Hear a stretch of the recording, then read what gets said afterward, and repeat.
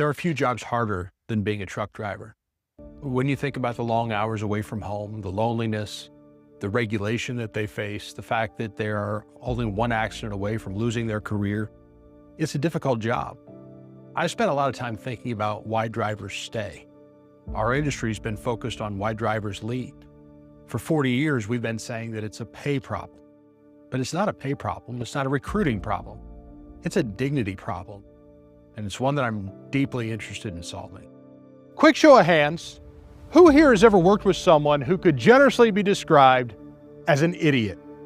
You know, the biggest idiot I ever worked with is me. I found this the hard way. My first job out of college, I was hired to be a sales manager for a farm equipment distributor in Greenville, Ohio. I was surrounded by idiots. Everyone I worked with was an idiot. The salesmen were idiots.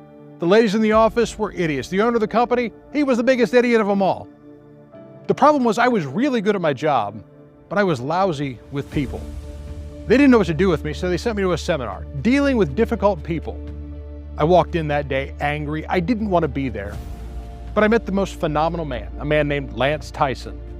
He asked me what brought me to the seminar, and I unloaded on him. I gave it to him with both barrels. All of those idiots I was working with, all of those problems I had. He stopped me in the middle of it. He said, "Randy, have you ever considered that if everyone you work with is a problem, maybe the problem is you?" Well, I hadn't thought of that. You see, I was waiting for all those other people to change. I kept waiting for the salesman to be better. I kept waiting for the ladies in the office to be sharper. I was waiting for the owner of the company to care. Lance hit me with a fundamental fact. He said, the only person that you can change is you. But then he said something I'll never forget. He said, if you'll change, everything will change for you. What's driving your turnover? It isn't what you think. It's a weight that no one talks about called shame. In my work, I have the opportunity to meet a lot of truck drivers. Came across a young man recently, 17 years on the road, hundreds of thousands of safe miles under his belt, a spotless service record, and when someone asked him what he does for a living, he just looked at his shoes, said, "I'm just a truck driver." That word "just" is living in your fleet. And it's either corrected or reinforced with every interaction. You can't build a high-performance fleet on the back of quiet shame. It was on that first fleet that I had the opportunity to meet, coincidentally, a driver named Lance. Same name, two completely different skill sets. Truck driver Lance might be the most charismatic man I've ever met. Let me tell you how charismatic Lance is. Lance is so charismatic, he was elected president of a Christian motorcycle club. He doesn't even own a motorcycle. He was the life of the fleet. He greeted everyone who came onto the yard like they were his long-lost friend. Everybody loved Lance, except the fleet leader.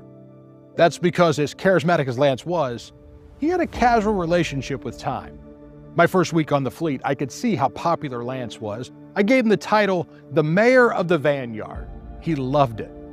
He even put a little sticker on the side of his truck that just said, "The mayor."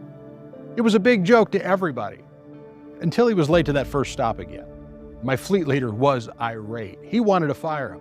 I picked up the phone. "Mr. Mayor, I have one question for you. What do your constituents think about you being late to your first stop?" 30 minutes later, the door swung open. He walked straight to my desk, looked me in the eye and said, "The mayor is never late." And he wasn't. We didn't raise his pay. We didn't give him a new truck. We changed the way he saw himself. He changed, and everything changed for him. In the next 10 years, we're going to see a war for driving talent, the likes of which this industry has never seen before. 25% of our driving force will retire and go away. That's not a prediction, that's math. When that happens, every CDL holder on your fleet becomes more valuable than they are today.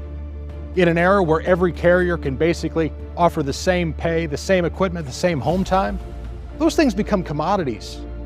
Commodities don't win wars. Culture wins wars. And culture is built one phone call at a time. Trucks don't quit, people do. If you change, everything will change for you.